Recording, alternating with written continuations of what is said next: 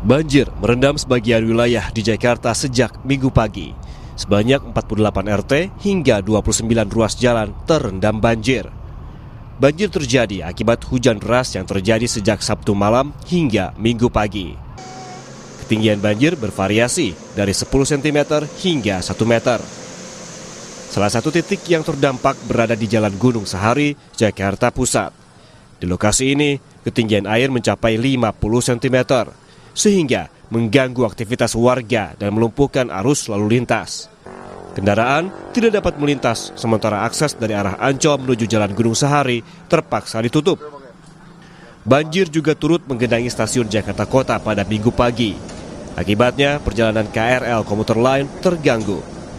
Perjalanan KRL Bogor Line yang biasanya berakhir di stasiun Jakarta Kota hanya melayani sampai stasiun Jayakarta dan stasiun Manggarai. Layanan operasional komuter lain Bogor kembali normal hingga stasiun Jakarta Kota pada Minggu siang.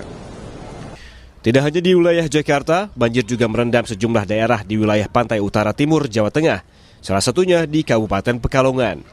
Banjir di Pekalongan juga sempat membuat perjalanan kereta api dari arah Jawa Timur, Jawa Tengah menuju Jakarta dan arah sebaliknya terganggu. Imbasnya, jalur kereta api di Pekalongan hanya satu lajur rel saja yang bisa dilintasi rangkaian kereta dengan kecepatan terbatas dan ditarik dengan lokomotif khusus. Sementara jalur hilir belum bisa dilewati karena kondisi ketinggian air banjir sampai 13 cm. Imbas banjir di daerah operasi 4 Semarang, PT Kereta Api Indonesia meminta maaf atas pembatalan sebanyak 82 perjalanan kereta api.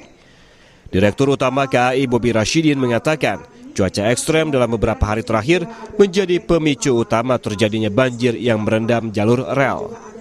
Sebagai bentuk kompensasi, KAI menerapkan langkah mitigasi berupa layanan pemulihan bagi penumpang yang terdampak.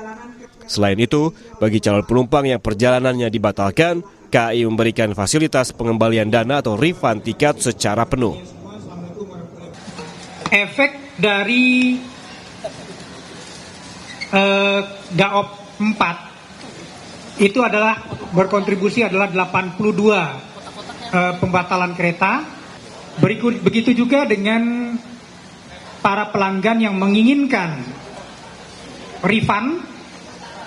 Kami melayani melalui 3 channel. Satu adalah channel loket secara fisik sendiri, yang kedua melewati KAI 121, dan yang ketiga melewati akses by KAI. Badan Meteorologi, Klimatologi, dan Geofisika atau BMKG memprediksi potensi hujan dengan intensitas sedang hingga lebat akan mengguyur wilayah Jabodetabek sepekan ke depan. Masyarakat diminta waspada karena hujan berpotensi disertai kilat dan angin kencang. Pada periode sepekan ke depan, secara umum wilayah Indonesia masih didominasi potensi hujan dengan intensitas yang cukup tinggi, mengingat memang bulan Februari ini masih masuk ke dalam periode musim penghujan. Kemudian secara khusus juga perlu diwaspadai peningkatan curah hujan yang cukup signifikan di wilayah Indonesia bagian selatan, di mana masih terdapat potensi hujan dengan intensitas sedang hingga lebat. Kemudian untuk wilayah Jabodetabek dalam sepekan ke depan juga masih terdapat potensi hujan dengan intensitas sedang hingga lebat yang kadang disertai dengan kilat, petir, dan angin kencang. Sebagai bentuk kewaspadaan bersama, BMKG menghimbau masyarakat untuk tetap tenang namun tetap perlu waspada juga terhadap kondisi cuaca yang cukup dinamis dan perubahan cuaca yang dapat terjadi sewaktu-waktu. BMKG mengimbau masyarakat untuk tetap waspada terhadap potensi cuaca ekstrem, khususnya hujan yang disertai petir dan angin kencang. BMKG juga meminta masyarakat untuk terus memantau informasi cuaca melalui kanal resmi atau aplikasi cuaca guna mengantisipasi perubahan kondisi cuaca yang dapat terjadi sewaktu-waktu. Tim Liputan, Kompas TV.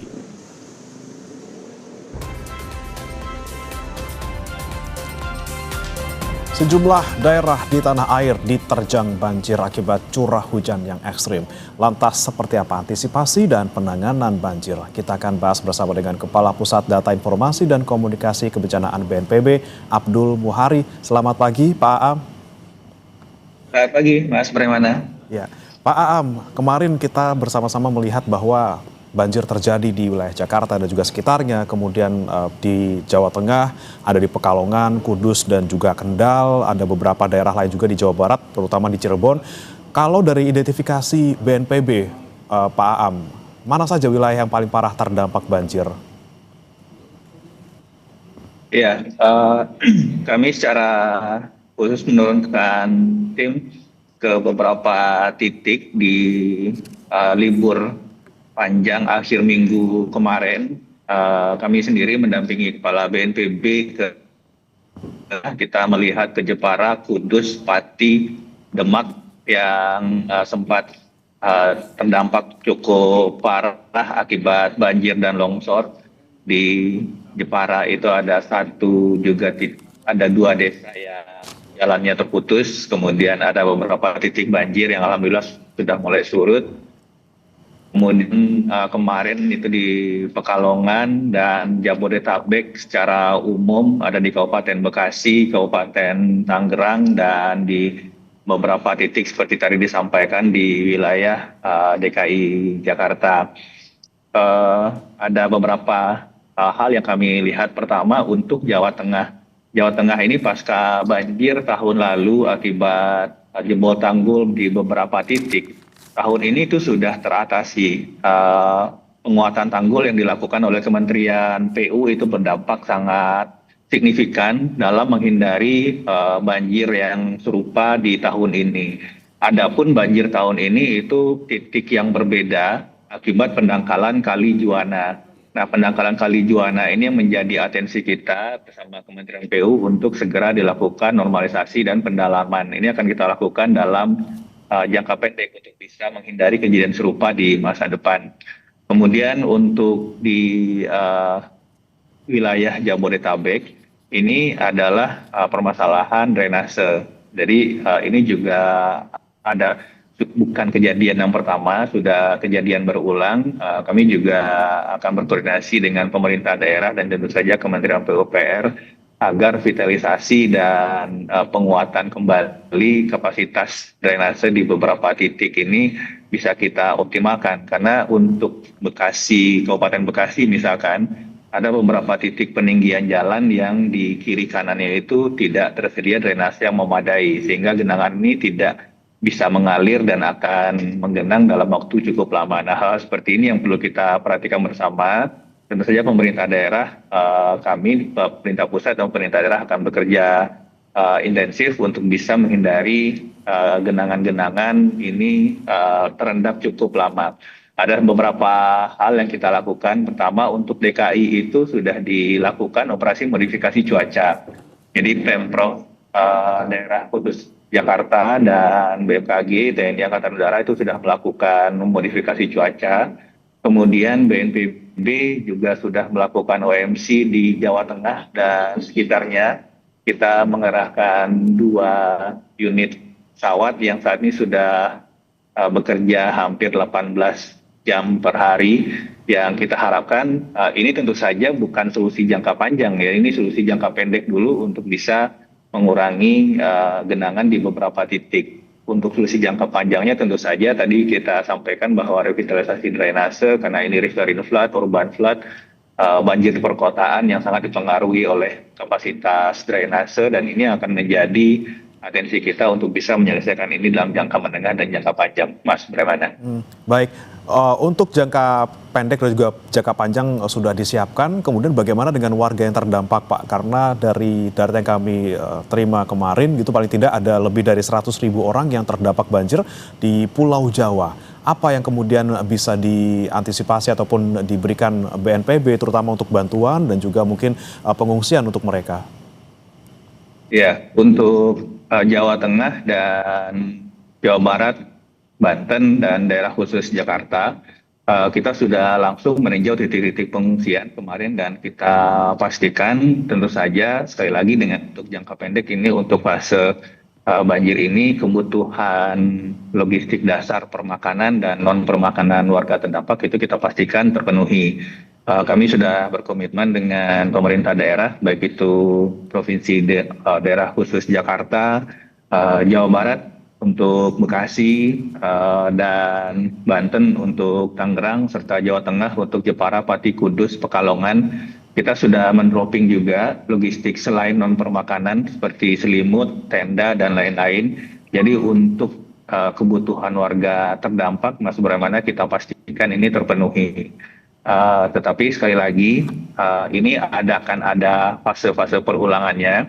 Ketika misalkan dalam minggu ini banjir surut, kita juga masih akan harus waspada sampai akhir Februari atau mungkin agak panjang ke akhir Maret untuk titik pengungsian, matras, selimut di titik-titik itu untuk kemudian mungkin kembali lagi dipakai ketika sewaktu-waktu air naik kembali yang kita tidak mengharapkan, kita akan antisipasi, tapi ini akan kita siapkan sampai di periode musim hujan ini.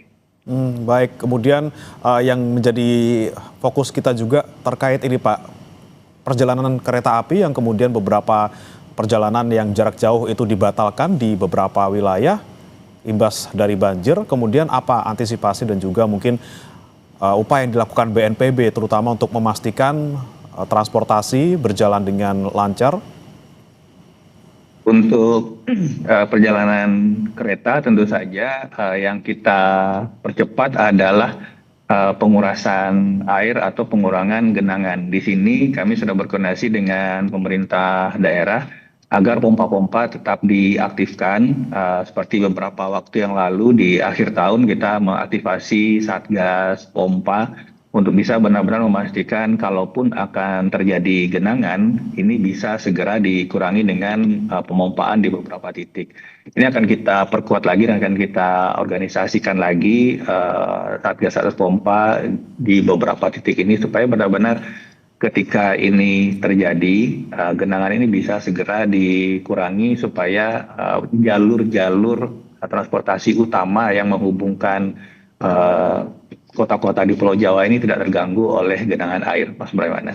Baik, operasional pompa yang akan dilakukan untuk mengurangi genangan di sana. Kemudian bicara terkait dengan modifikasi cuaca yang tadi Anda sampaikan, ada 2 pesawat yang bekerja selama 18 jam per hari. Ini kemudian dampaknya bisa ke seberapa luas, Pak Aam? Dan juga adakah tambahan untuk upaya modifikasi cuaca ini? Untuk Jawa Tengah, kita sudah mengerahkan 2 pesawat dan kita evaluasi bersama BMKG. Memang ini dampaknya masih belum maksimal ya, sehingga kita saat ini sedang mengupayakan 2 pesawat ini operasionalnya full dari BNPB dan kita harapkan ada kontribusi pemerintah daerah, dalam hal ini Provinsi Jawa Tengah, untuk kemudian bergabung menambah 1 pesawat lagi supaya nanti paling tidak di seluruh pesisir Jawa, pesisir utara Jawa Tengah ini bisa kita cover dulu. Karena dari hasil citra satelit yang kita lihat dan analisis BMKG, ini awan yang datang di Jawa Tengah ini dari pantai utara atau dari Laut Jawa. Nah, ini memang bentangannya cukup luas sehingga operasional dari 2 pesawat ini meskipun kita sudah kejar 18 jam, itu kita rasa evaluasinya itu belum cukup signifikan, baru sekitar 20 hingga 30% pengurangan intensitas hujannya. Yang kita harapkan tentu saja bisa mencapai 50 hingga 60%. Nah, ini yang masih kita upayakan bersama pemerintah daerah. Kita harapkan dalam 2-3 hari ini 1 pesawat lagi ini bisa operasional. Sedangkan untuk DKI, ini pemerintah Provinsi Daerah Khusus Jakarta, ini sudah mengoperasikan 2 pesawat juga. Dan sejauh ini meskipun hujan tetap turun, tetapi yang dari awalnya itu intensitas lebat, itu bisa berkurang jadi intensitas menengah. Yang awalnya intensitas menengah itu bisa menjadi intensitas ringan. Sejauh ini masih kita lihat cukup mampu untuk mengurangi intensitas hujan. Sekiranya nanti ada rekomendasi dari BMKG ada penambahan pesawat, tentu saja kita akan lakukan, Mas Breman. Nah, baik, dengan prediksi BMKG yang menyebutkan bahwa masih akan terjadi puncak musim hujan paling tidak sampai Maret gitu ya, dan untuk jangka pendek juga masih intensitas hujan sangat tinggi. Apa yang kemudian bisa Anda imbau untuk warga, terutama warga yang tinggal di wilayah-wilayah rawan bencana hidrometeorologi, Pak? Ya, pertama kalau kita berbicara urban flooding, genangan di perkotaan, ini pasti berkaitan langsung dengan kapasitas drainase dan sungai, Mas Bremana. Dan kita tahu biasanya di pintu-pintu air, pemandangan yang selalu kita lihat adalah tumpukan sampah. Nah, kami tentu saja mengimbau ini adalah kerjasama kita semua. dari lapisan masyarakat, kita tentu saja menghimbau jangan membuang sampah ke sungai karena ini akan sangat-sangat berpengaruh dalam mengurangi kapasitas sungai dan juga bisa menyebabkan clogging di titik-titik pintu air. Jadi mari kita jaga sama-sama kebersihan dan kemudian mari kita kuras drainase di sekitar rumah kita. Kita pastikan bahwa saluran-saluran air ini bisa optimal. Kalaupun akan meluap karena intensitas hujan, ini bisa segera turun karena memang kapasitas drainase kita bersih dari sampah, kemudian bersih dari lumpur. Kami tentu saja dari sisi pemicunya kita akan terus mengupayakan operasi modifikasi cuaca dan jika nanti ada saudara-saudara kita yang sempat mengungsi, kita akan penuhi kebutuhannya. Mas Bremana. Oke, selain imbauan untuk warga bisa mencegah dari dini gitu ya dengan tidak membuang sampah sembarangan. Kemudian apa yang kemudian bisa dilakukan BNPB untuk bisa memberikan peringatan dini mungkin kepada warga terutama di tempat-tempat yang rawan banjir agar tentu saja menjaga keselamatan mereka ketika banjir datang, Pak? Ya, kita pertama kita memperkuat koordinasi kita dengan TNI, Polri, Babinsa, Babin-Kaptipmas yang ada di setiap desa kelurahan bahwa ketika ada peringatan atau perkiraan cuaca hujan ekstrim dari BMKG, kami sudah membuat jejaring komunikasi agar teman-teman BPBD di daerah, TNI, Polri, kalau ada hujan dengan intensitas tinggi lebih dari 1 jam, lebih dari 2 jam, maka kita harapkan teman-teman di lapangan ini bisa keluar untuk mengecek kondisi tinggi muka air, Mas Bremana. Memang kita harus berhujan-hujan, kita harus basah untuk memastikan bahwa ketika ada kenaikan tinggi muka air di saluran-saluran air kita itu terpantau lebih awal sehingga jika diperlukan evakuasi masyarakat itu bisa kita lakukan sebelum banjir menggenangi. BNPB sendiri di tahun ini sudah mengeksersis, sudah memasang prototipe sistem peringatan dini banjir di Kota Bekasi, itu tepatnya di jalur pertemuan antara Kali Bekasi dan Kali Cikeas.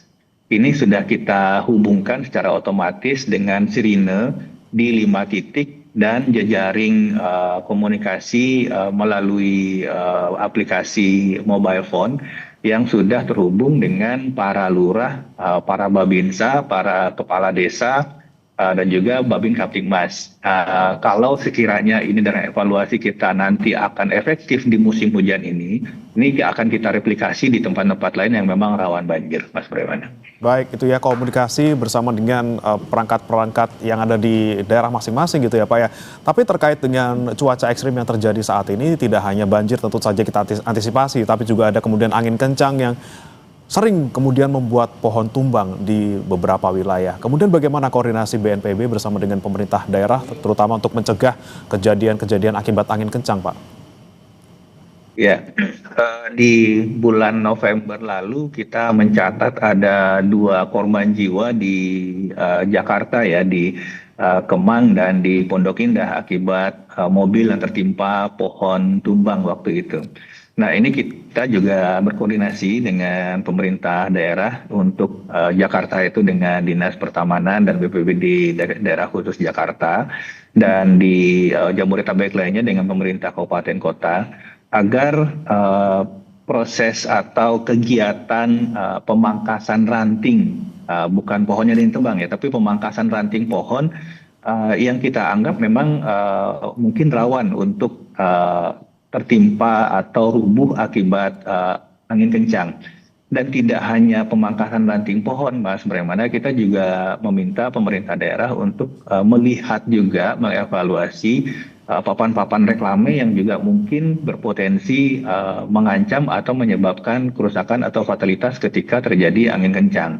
Ini dari sisi mitigasi dari aspek objek yang mungkin bisa menimbulkan fatalitas. Dari sisi masyarakat sendiri, kita mengharapkan sekiranya ada angin kencang, baik itu yang disertai maupun tidak disertai oleh hujan, hindari berlindung di ruangan terbuka, atau apakah itu di bawah pohon, apalagi di bawah pohon reklame, di bawah papan reklame. Dan kita harapkan ini juga berlaku untuk warung-warung sementara yang mungkin tidak terlalu kuat untuk menahan angin puting beliung, misalkan kita sering melihat video-video atau bukti visual tempat-tempat usaha mungkin di pinggir jalan, di beberapa tempat yang lain yang tidak terlalu kuat menahan tiupan angin kencang atau terdampak oleh angin puting beliung. Ini juga kita harapkan bisa kita cek bersama, bisa kita evaluasi bersama supaya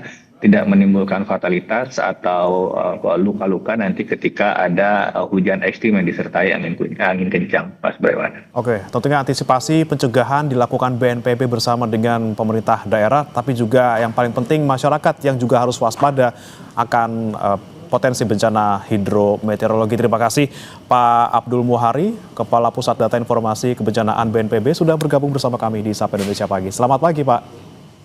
Selamat pagi Mas Braiwan. Satu korban kecelakaan pesawat ATR 42500 ditemukan pada Minggu sore. Evakuasi ditunda karena terkendala cuaca. Bagaimana rencana pencarian yang dilanjutkan hari ini? Kami hadirkan informasinya untuk Anda usai jeda.